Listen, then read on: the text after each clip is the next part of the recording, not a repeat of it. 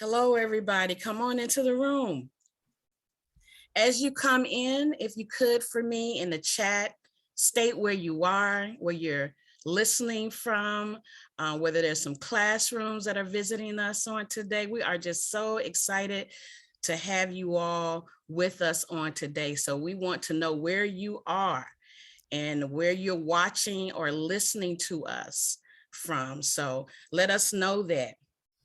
And also while you in the chat, I might just look in the chat and call out your classroom if it's in here, or your name or your city. We are excited. We're excited to hear about these inventors today, what they've been doing, their research, who they've been collaborating with, who they've been talking with. And so we're excited to share with you what we've already learned about them and learn even more. So come on in. We'll get started in a few minutes.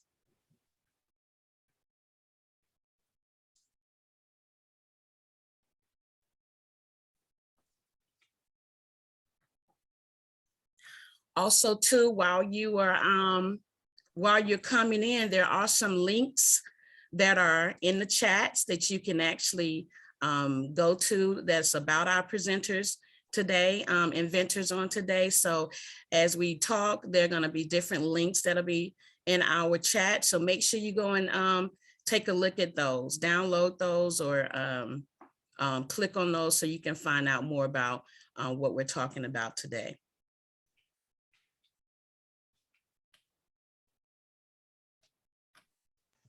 Thanks so much, Radhika. We've got people tuning in from Maine, from California, from all over. It's great to see. Yes. Uh-oh.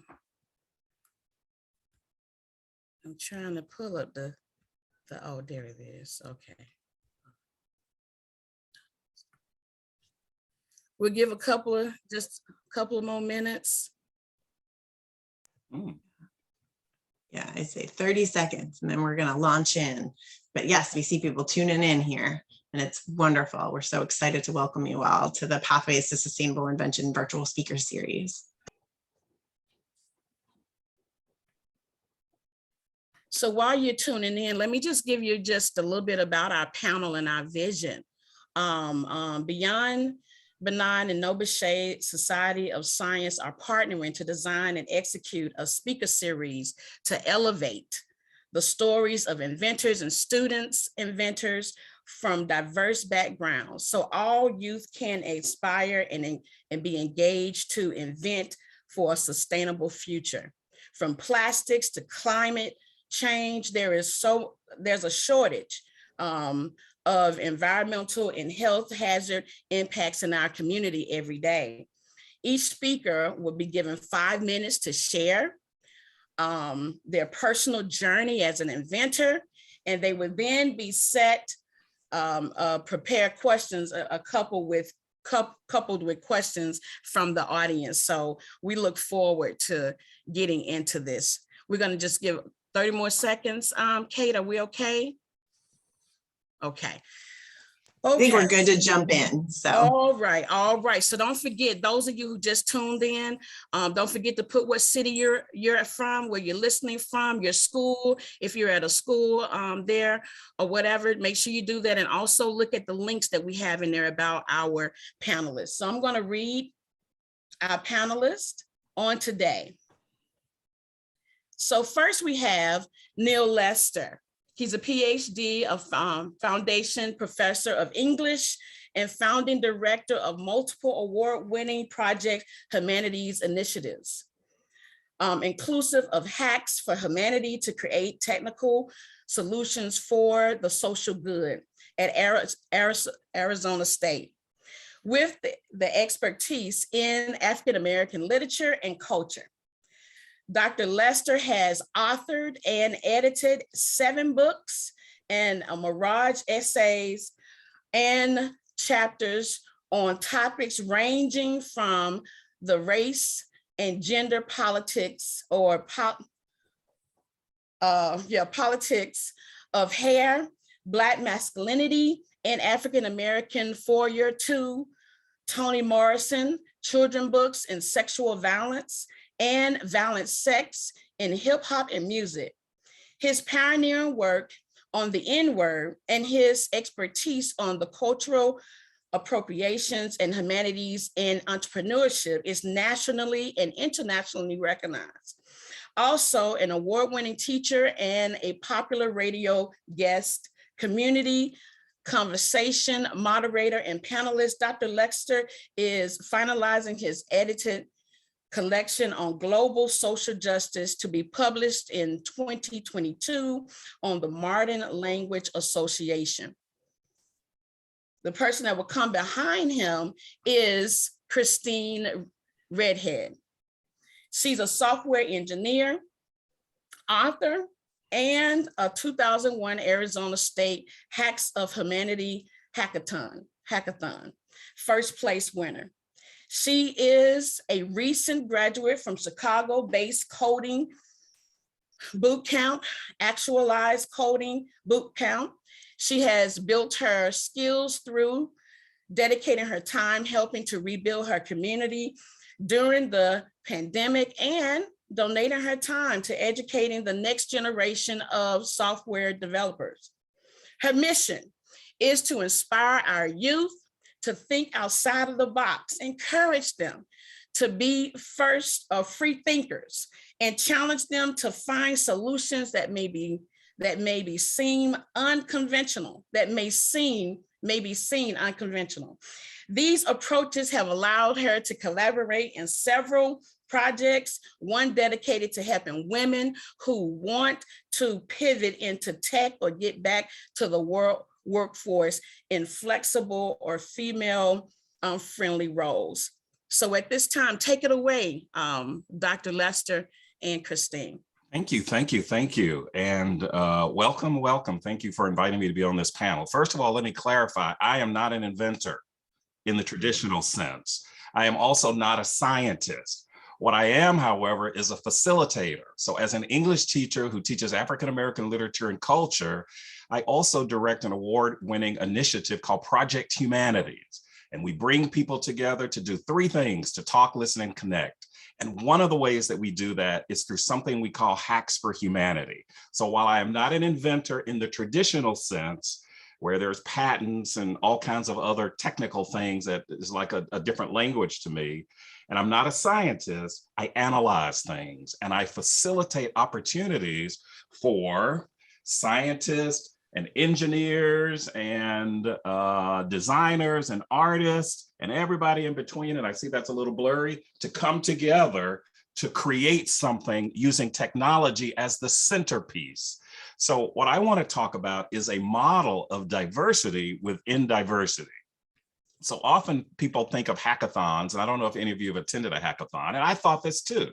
Thought a hackathon has to do with hacking in and stealing stuff. We're continually hearing about that. But those in the tech world know that that is not what a hackathon is. A hackathon is actually where you're building something. So what I thought I would do as an entrepreneur, and this is somebody who is trying to look at new ways of doing new things and trying to work towards something that is bigger than ourselves, is how could we bring people who don't always work together for 36 hours to build tech solutions for everyday problems. And we've done this now for 8 years, the last 2 virtually, which means that if you are a high school junior or senior, you too can participate in this, because it brings students together with retirees, with professionals. And because of the international component of this due to COVID, we really like the fact that you get to interact and collaborate with somebody for 36 hours from Israel or from Ghana, ways in which before COVID, we weren't thinking so clearly about. So here's what happens at a hackathon. You come in, there is a team that is randomly assigned. So you don't come in with your buddies. Part of that is so that you can recognize that diversity comes when you think outside of your bubble. when you don't come in with a team full of people that you've worked with for 6 months, or even people that you know. There are new synergies that are created when people come in and you recognize diversity and everybody starting from the same place. So once you register, you come in and we technologically create an algorithm that puts people together based on what you sign up as. So you sign up as an entrepreneur, a humanist, an engineer, a futurist, a artist. And then we put you together and we say, okay, here are some tracks. And we want your team to come up with the problem and the solution. But here's the caveat here. Whatever you come up with has to fundamentally have 4 of these 7 principles we call Humanity 101. And here they are here. And this is real. I'm using a background that I've never used before. Compassion, empathy, forgiveness, integrity, kindness, respect, and self-reflection. This is not about finding your keys when they're lost in a house. It is really about something that is bigger, which we call the social good. And on the screen there is an example of how we have marketed this in 2019. And look at what I consider the diversity of who we expect at these particular events, and these people have shown up. There's engineers, artists, designers, high schools, retirees, and this is what happens. You network, you collaborate, you compete and get some awesome prizes. In fact, Christine, who will come after me, is the winner of our, on a winning team of the one this past October. And her team members each won $1,000 cash. But I hope that Christine will talk about the ways in which the hackathon was bigger than winning the cash. It was about forming these new relationships and thinking outside of the box. It's about competing. It's about creating. It's ultimately about having fun. And this is what the group looks like. You should see some young people, some old people. You get a t-shirt. We have fun. So it's not just a matter of coming in and you code. In fact, that is not what this hackathon is. This hackathon is about having fun. We had a midnight disco. We have a pizza party. We have comfort animals come in. But we also teach you how to create a business plan. And we teach you how to pitch. And it ultimately is a competition. So there are some winners, but we like to think that anybody who comes to this hackathon is a winner because you leave with something that you didn't come with. And if nothing else, it's vulnerability, it's new relationships, and it's a focus that we often forget that technology should always be about humanity. It should be about compassion and empathy and forgiveness, integrity, kindness, respect, and self-reflection. That's who I am. I'm a facilitator who brings creators together, knowing that true innovation comes when we are collaborating. There is no success without collaboration. And I'll pass it on to Christine, winner of our 2021 Hacks for Humanity. Thank you so much, Dr. Lester, and thank you for inviting me to this presentation today. Okay, so it's an honor. So yeah, I wanted to say that Hacks for Humanity was definitely an important part of me growing as a software developer. When I incorporated Humanities 101, which I took very seriously, I began to see coding in a different way, especially from a developer's perspective. You know, adding that humanistic component really clicked for me because when you're building a project, it's very structural. What are we going to do today to help this project, you know, this product be executed for tomorrow, and what are we going to do for the future that's gonna, how are we going to get this out on time? Those are the kind of things that I worry about when I'm building a product. But Humanity 101 really helped me because I was always having this feeling of imposter syndrome, which everybody's probably heard of at this point. And it kind of just melted away when I thought about the things that I needed to add to this project on a humanistic level. And what gave me the inspiration for my project, which I'm going to talk about in a second, was based on water. And I thought to myself, well, water is important. And what are some of the blocks we face if water wasn't easily accessible? You know, and we don't want another Flint situation. So that was how I got the idea with my group. Which we did was my team and I, we created a platform for individuals that come together to speak out against companies and governmental institutions who want to privatize water. It is our right as a human being to have water quality. The idea behind this device is to collect water from any source, and it will provide you with real-time water metrics. The device is compact and can be easily attached to any smartphone. The example I usually give, if anybody's ever seen like a breathalyzer, easily attachable, well, it's the same concept. You know, you just get a drop of water from any source, put it right into the device, and once the data is collected, you can see the collective data gathered in the general vicinity. And this is important because it allows you to connect with others in your community, so you're not alone. It gives you agency to make informed decisions, and the information will allow for change and give you an invitation to a table where everyday people are not necessarily invited. So that was something that I learned working with these people, that, like Dr. Lester says, you know, everybody here was on different time zones, excuse me. And, you know, we had 36 hours to do this, and you're like, oh, well, how did you come up with all these things in such a short period of time? It was really just like a puzzle piece. I was one puzzle piece and my team was a different puzzle piece, and we just came together and was really able to create something that was so wonderful. So thank you. And as you can see in the pictures, this is the app that we created. The device is not on here, but basically you can see the water metrics for every state with the intention of everybody using the app. So yes, that is what I've done through Hacks for Humanity. So thank you. Thank you, Dr. Lester and Christine. At this time, we're going to have Shawn Peters. He's going to come, and a little bit about him. Shern earned a BS of Science, Mechanical Engineering, and a minor in Electrical Engineering from Florida Institute of Technology. In over 16 years, he has provided hands-on leadership in mechanical engineering, research and development, and new product development in the oil field, consumer, and other industries. Currently, he is the CEO and founder of New Age Nerds Corporation, a product development firm. Shern is also the founder of Nanco Aero, an urban aircraft manufacturer that makes drones and flying cars. Besides developing and selling his own ideas, he helps entrepreneurs with theirs. Come on, you all, let's put our hands together for Shawn Peters as he tells us more about what it is that he does. Hey, good morning. Thank you for the intro. Thank you for the invite for here. I am a new age nerd, so I love inventing. So I'm not sure who's controlling the clicker there. Oh, there we go, automatic.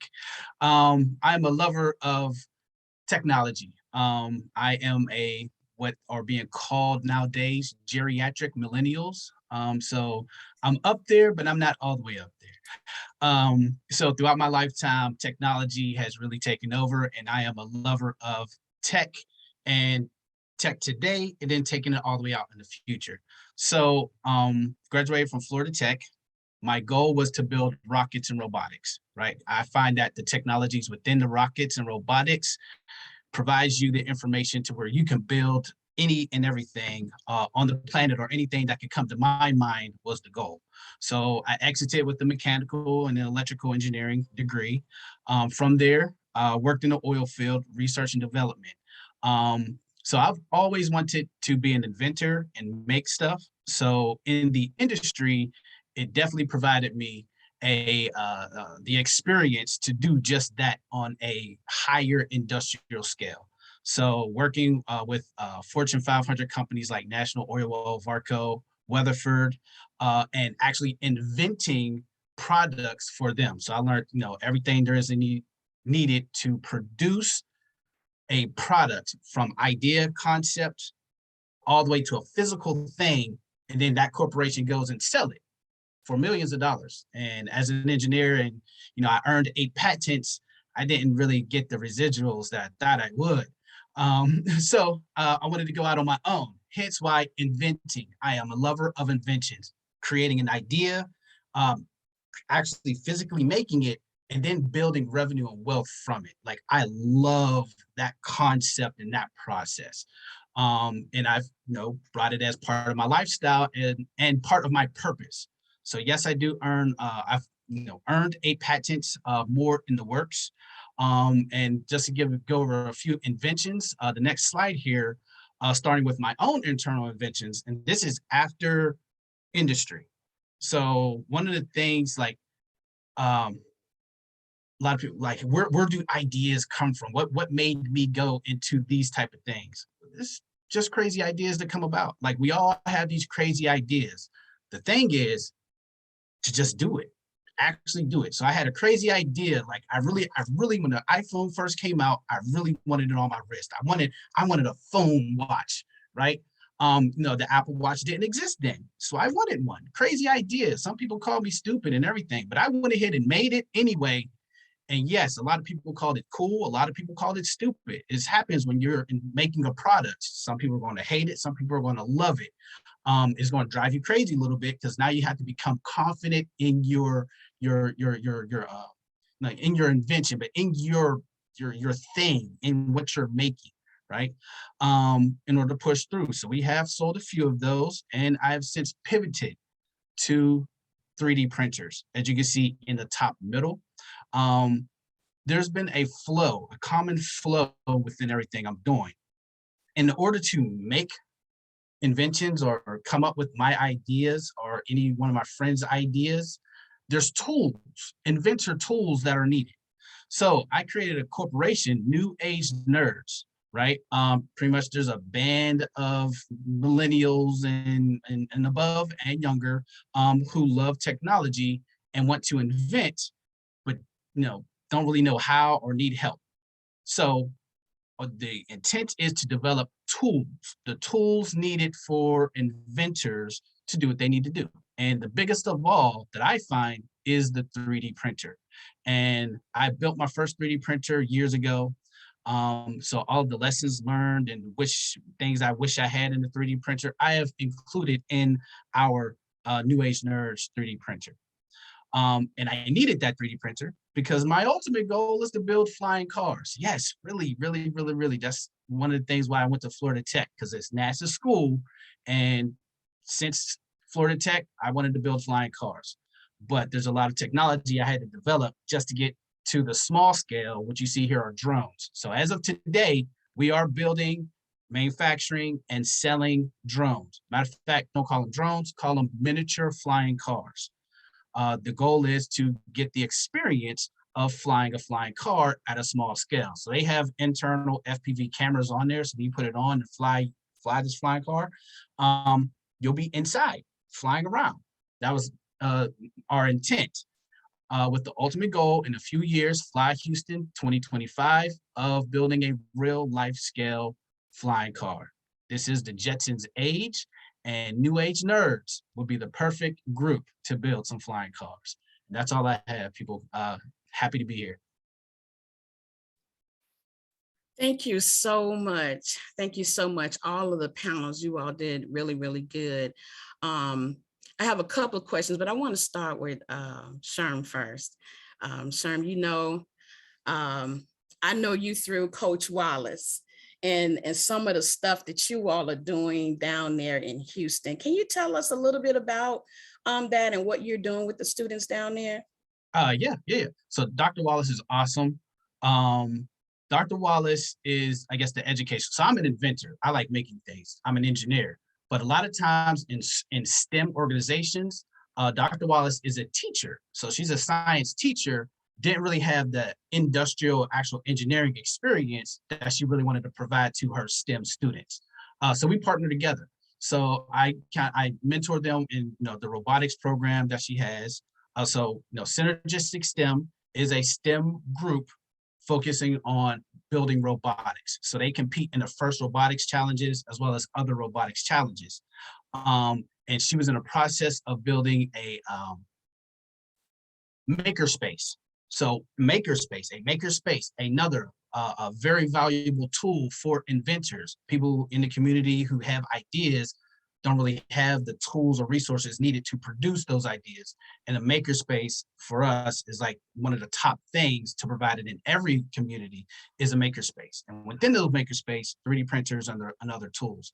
So down here, we are putting together a makerspace, and in that makerspace, educating robotics, what I call robotics and drones, but what I call both mechatronics. So that mechatronics engineering nowadays is the overall of all of the technologies. So teaching that to the students and giving them a chance to understand all of that opens up all the technologies for the future. Thank you for that. I'm so excited that you're working with, it is so important for our scientists to work with inventors, to work with teachers, and to really start to energize, engage our K through 12 in this particular area. So I'm really excited about what you all are doing down there. But I wanted to say, though, one of the things I like about the panelists today is that we have innovation of inventions, and we also have innovation of diversity of the minds with Dr. Lester. And that's what I can say about what it is that, you have been able to create. I know how important, a lot of times when we're in groups, it's important to have diversity, whether it's diversity in age, whether it's diversity in color, whether it's diversity in areas of science, because all of these things help to bring about new things. And so one of the things I want you to just talk about that and how you really begin to think that if we could get all these people in the room, how we could create an environment that could go far in innovation. So if you could just talk, and I know you say you're not an innovator, I get it, but you are. I said in the traditional sense. Right. Well, let's just say that what you are is the norm now. Okay. Well, right. We're going to make this the norm because this is what we need now in science. So if you could just expound more about that, I appreciate it. Well, it's interesting because I also just recently presented at a tech summit, and I was the diversity there. And I don't mean that in terms of racially. I mean, I was the only humanist there. I was the only non-tech person. And they looked at me like I was from another planet. And I thought, well, this is exactly why we need something like Hacks for Humanity, because it encourages people to talk to people that you wouldn't ordinarily talk to. And that's where the true innovation comes. But also what's interesting to me is that when we teach the teams how to pitch, we also talk about bias in technology. We talk about, first of all, it's not just a matter that you can do it. The question is, should you do it? And why are you doing it? And who are you excluding when you do it? Who has access to this? There's a lot of stuff about, space tourism now. But what people aren't talking about is that this is not accessible to everybody. That's right. So when we talk about this, we also have to talk about technology. There are ways in which technology is not accessible to everybody. We just discovered that through the disparities. That's what our Hacks for Humanity is about. It is about how are we, through whatever we are creating, how is that accentuating the humanity? So when we talk about Humanity 101, it's not a course, but it's the way in which everybody can access compassion, empathy, forgiveness, integrity, kindness, respect, and self-reflection. Every single product that comes out of that should be about that, and recognizing that there's absolutely not one, and maybe you can challenge me on this, Mr. Peters, there is not one success that is not an example of collaboration on some level. That to me is the takeaway. And in order to collaborate, in order to create, then you need to step outside of and imagine. And, it was Madonna in Vogue, and I know some of you are too young for that. She says, all you need is your own imagination. That's a profound calling, because some of us cannot imagine what we haven't seen. And technology is about what we've seen and trying to sort of look at patterns that we haven't seen. And that's also risk-taking. So diversity is not just good in terms of bringing people together, but it's risky. Groups don't always get along, do they, Christine? People don't contribute evenly. So that's what I'm saying but that's where the benefit is when you take those risks. And that's what all inventors do, is they take a risk, and they don't look at failure as unsuccess. They look at failure as data. That's good. That's good. Well, I'm gonna get you in here in just a second, Christine, but I have to bring this out. And Dr. Lester, I want you to speak about this. One of the things that I've come to find out, when we talk about now, agencies and companies are talking about DEI, Yes. diversity, equity, and inclusion. Yes. Yes. And one of the things that I knew, I'm not gonna date myself, but what I will say is, when I was growing up, we had civil rights. Now I wasn't a part of the civil rights era. Let me clarify. So you're not that old. That's what you're trying to say now. I am not that Don't old. start talking about ageism now, because that'll be one of the things we talk about when we talk about bias. But I do respect those who have come before me. The elders, right? Right. And then you moved on to affirmative action. Yes. Okay. And then now we at DEI now, and so what has happened is that all we've done is change the names. Yes.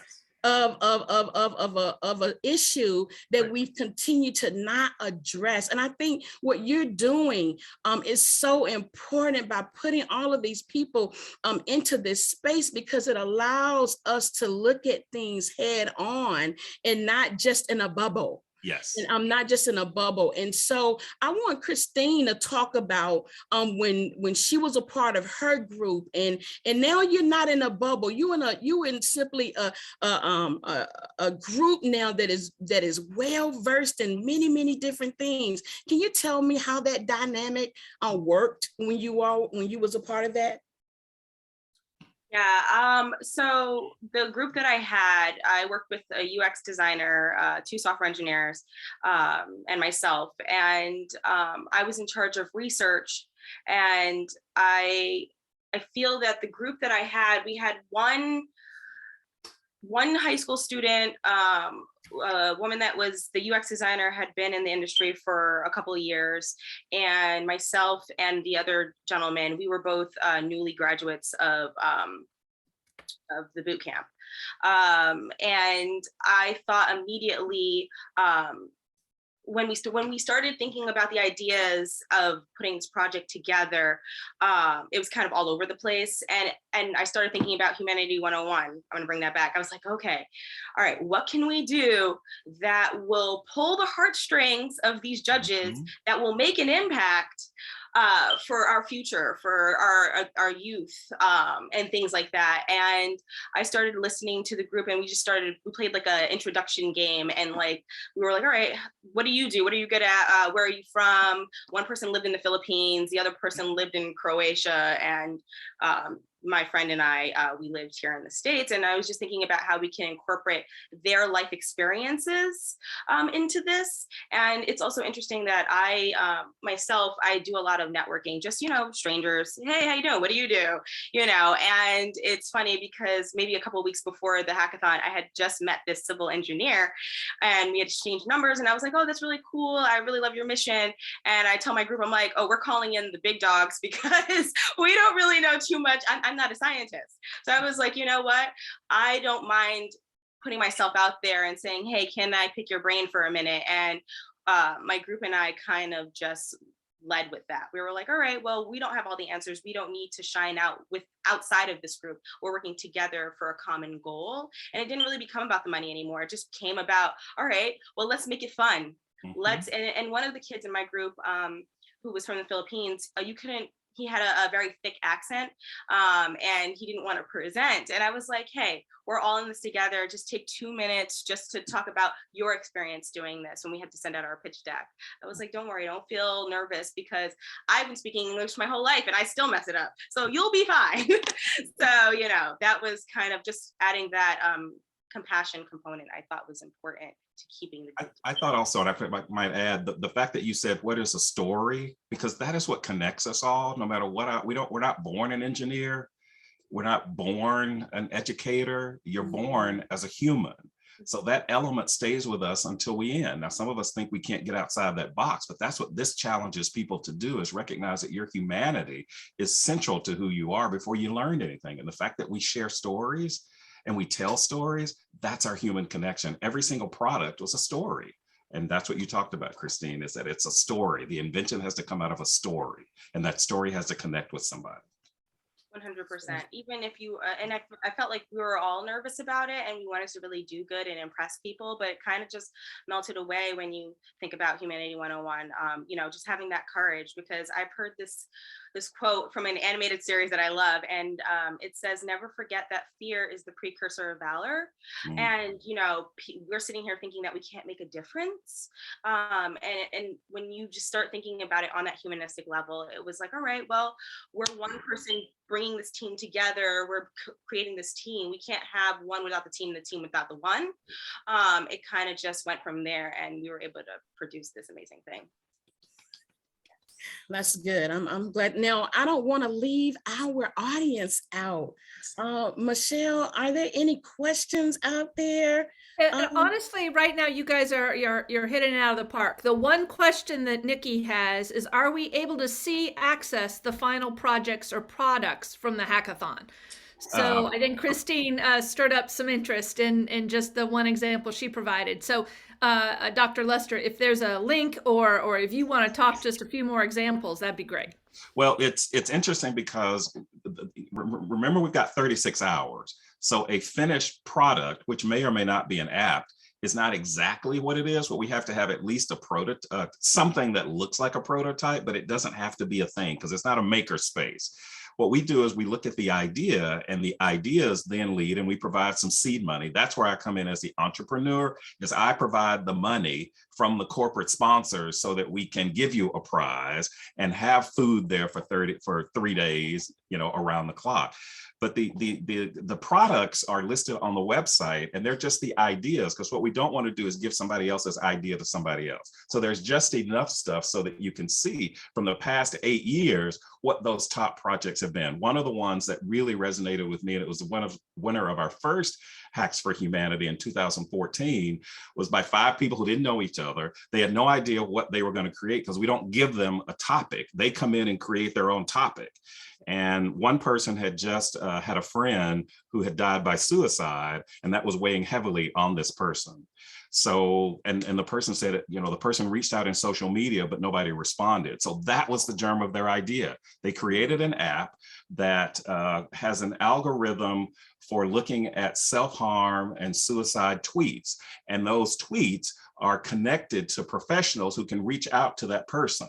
And if it saves one life, it has a potential ripple effect to save other people's lives. And it was for a particular demographic, but they went on to get conversations with Google and Facebook, and they are now their own for-profit called HumanityX. So that's the possibility of what can happen.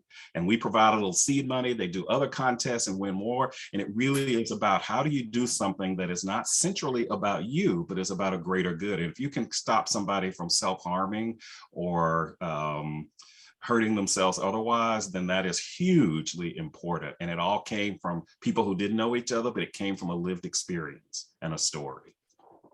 There are others, Christine, about the water. There are ones about how do parents connect with their children who have ADHD. There are ones about, for those who are deaf or hearing impaired, there's something that vibrates in their pocket on their body so that they can actually feel a siren during the day.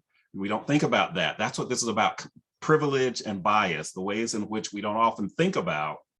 But in a diverse community of folks, somebody will have an experience that you hadn't thought about. And that was one, those are the ones, but the others are listed on the website. So if you go to projecthumanities.asu.edu, and then under programming, it says Hacks for Humanity, you'll see videos, you'll see testimonials, you'll see Christine up there, you'll see their product. And it has been amazing that this has caught on to people outside of tech. The tech world, the business world know about this, but it's the humanists, the people who ask the questions, the people like me, the English teachers who teach literature, who are learning so much. But the good thing is that we are now introducing this humanity focus to the tech people who aren't always having that as the central focus. That's all excellent. And I think Jeannie added it to the chat. There is one last question here that I want. Go ahead, Christine. No, I was just going to say, I wanted to add to Dr. Lester, because there was a question in the chat by Alana about what are the biggest challenges when working with people in different time zones in such a short period of time. And I think it really was overcoming ourselves and just being like, what is the common goal? We need to get this done, because people that were in my group, it was post Central Time, Eastern, and then there was one guy who was on the complete opposite time zone of me, which was 9 a.m. and I was 9 p.m. And he, trooper, we never slept. Right. You know, you're just like, we got to bang this out, because these people, Hacks for Humanity was giving us the opportunity and the resources and teaching us how to put what was bigger than us, Right. and not thinking about our own needs at that time. Right. For sure. Excellent. There is one more question in the chat that I think is appropriate for Shern to maybe tackle, and that is, do you see innovations in yourself playing a role with sustainability, to kind of bring us back to Beyond Benign and some of the goals of that organization? So Shern, start that. Of course, that's like the backbone. Like thinking about, hearing Dr. Lester and Christine talk, like from my perspective as an inventor, I think all inventions are solutions for humans. So humanity is kind of built into it. So in terms of sustainability, some sustainability for humanity is an obvious part.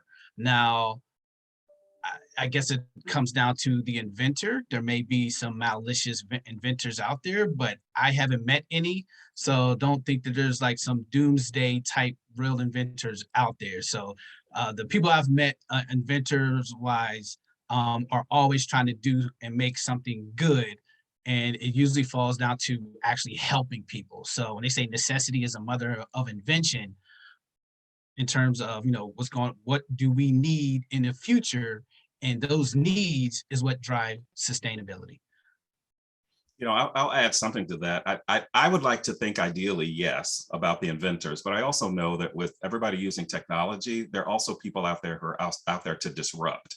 We've had people who Zoom bomb. We've had people, my computer now, which is why I was late getting to the session, has a virus, and it's a ransom software thing. So there are people who are not necessarily working toward the good. What we have to believe is that's a behavior, though, and that these are not bad people. These are people who are excellent at what they do. It's just what they're doing is misguided. And if we can do some small part to remind people that there is something bigger, then I think that's what Hacks for Humanity. We are not all over the lane. We are not trying to save the world. We are trying to do one thing, which is to try to make people better and to make people think, and to recognize that even the best of our intentions can go astray. Even Yes. the best of our intentions can go astray. Yes, and I also wanted to add to that as well. I just wanted to say that if anybody's seen Coded Bias, it was Yes. a documentary that came out. Yes. It's not intentional. The Yes. people are thinking about it from their perspective and how Yep. they want to change it from their eyes. And I think, like, even for me, how I ended up, it's a quick story, how I became a software engineer. I was watching, if anybody's ever seen Explained on Netflix, it was a series on coding. And the things that they spoke about, I was like, oh, well, I can do that. I can apply technology to the things that I want to solve in this world. And I literally called a boot camp. I think 2 weeks later, I got in and I got a scholarship. I made it happen because I was so inspired by seeing that these people don't necessarily look like me, and I see that they have a message, Right. and there is discrepancies, but I don't think they do it intentionally. I mean, I'm not speaking for everyone, but Right. the people that created Facebook and things like that, with our privacy and things Right. like that, and ethics. Well, and you just demonstrated that's about risk taking, because people could have said no, you couldn't have gotten in, but it didn't happen. What you do know is you wouldn't have gotten in if you hadn't asked. And that's Right. what I say about this experience. It's not about winning. We all like to win, but it's also about an experience. Sometimes experiences can be as important as products are.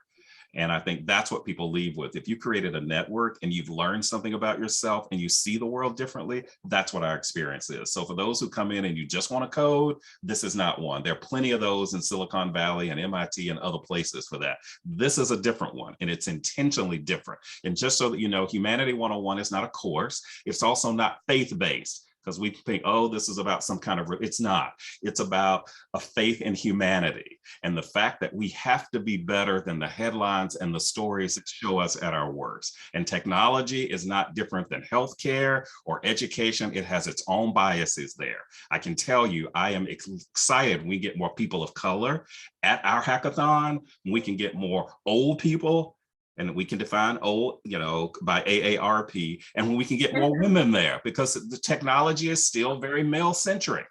That's a reality. Say it out loud. Now do something about it. And that's what Hacks for Humanity does when we're trying to talk about diversity within diversity. And I'm telling you, I was a diversity. Not only did I show up looking like I am, but I was the only humanist there, the only literature person, the person who talks about, language and religious studies and film and rhetoric and all that. And they were like, oh, you're not a tech person? I was like, no, but I bring tech people together though.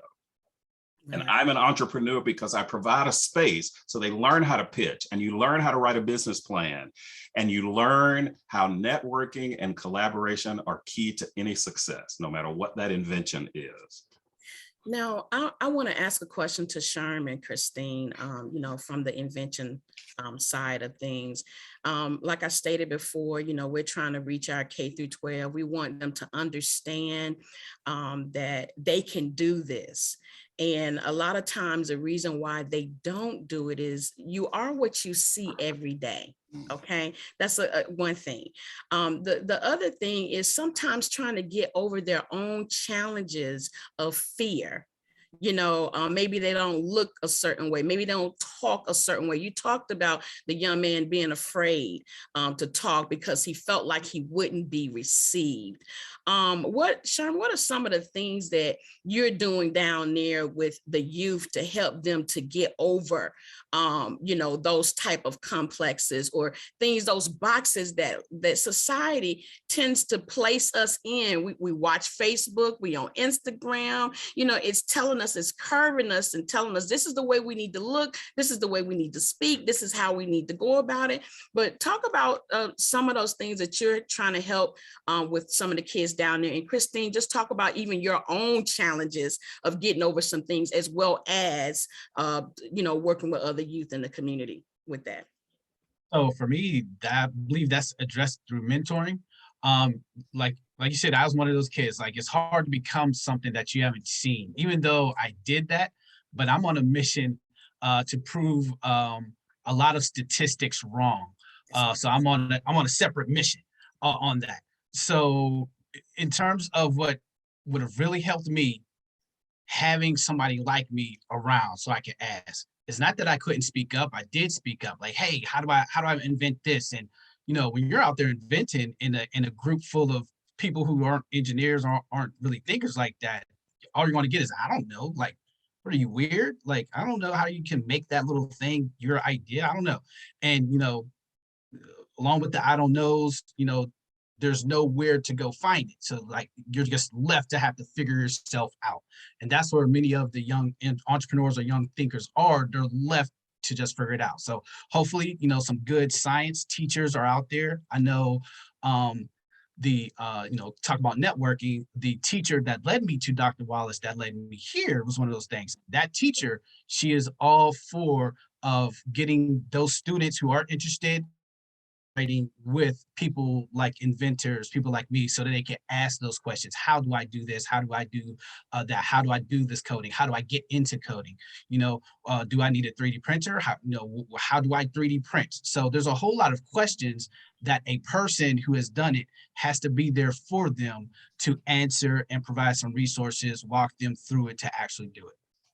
Thank you, Shern. And Christine, we're also coming to an end with the program. So if you could take 2 minutes to talk about that. And then Dr. Lester, if you could just close us out, with about the program and, just any take-home messages for us, we would greatly appreciate it. Christine? Yes, I'm just going to add on. I'm going to say that yes, mentorship is definitely important. And I mentioned earlier about the quote, never forget that fear is the precursor to valor. And that really resonates because I know that I have something to contribute, no matter how small or large. And I feel that when I start to feel this fear, it's because I care so much and I want to do right by whatever mission that it is. So if I need to seek out through a network, do my research on LinkedIn. LinkedIn is a wonderful resource. If I see somebody that looks like me that's doing something, I'm going to reach out and be like, hey, you inspire me. This is what I do that I want to do. I see that you're doing it. Can you give me some pointers? Like, try and have a conversation, try and have this meeting, say, hey, this is what I'm doing. So I just think reaching out and not thinking about how it could go wrong, just being like, all right, well, this person does this is my idea. And if they don't, so you said author before, I'm an actor. So I've gone through so many auditions and I've not gotten the role. And that's how I look at it when I reach out to people and I'm like, hey, all right, well, it didn't work out with this person. There's other people. I don't need to rely on that one person because it is a community effort. So yeah. Like that. Thank you. Yes. Dr. Lester. Yes. Well, I said I'm not an inventor. I'm not a scientist, but I am a creator and I like to think. I also like to challenge. And so Project Humanities has given me a platform for the past 8 years. And I've been teaching for a lot longer to sort of be disruptive. And that's what I want this to be, is about innovation, is about disruptive. And I want to bring this back to a favorite quote that I have of Dr. Martin Luther King from an essay that is not I Have a Dream, but he says, large segments of society are more concerned about tranquility and the status quo than about justice, equality, and humanity. And there are ways that we absolutely have to bring technology and sustainability into a conversation about humanity through compassion and empathy and forgiveness and integrity, kindness, respect, and self-reflection. Why are we inventing? Should we invent? For whom are we inventing? And how is it creating to something that is a social good? That's Hacks for Humanity. So you all, this has been great. Come on, let's give our panelists a hand. Oh my goodness. Oh my goodness. We're so excited with everything that we've heard. We've been encouraged. We basically have been given information. We've been motivated. We've been ignited on today. So we just want to say to our panelists, we really do appreciate you all and continue to do the good work that you're doing. Just a couple of things I wanted to state before I hand it off to Kate.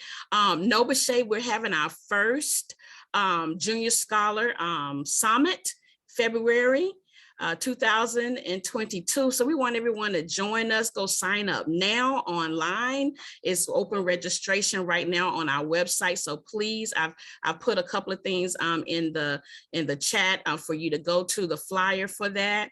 And at this time, I'm gonna turn it over to Kate.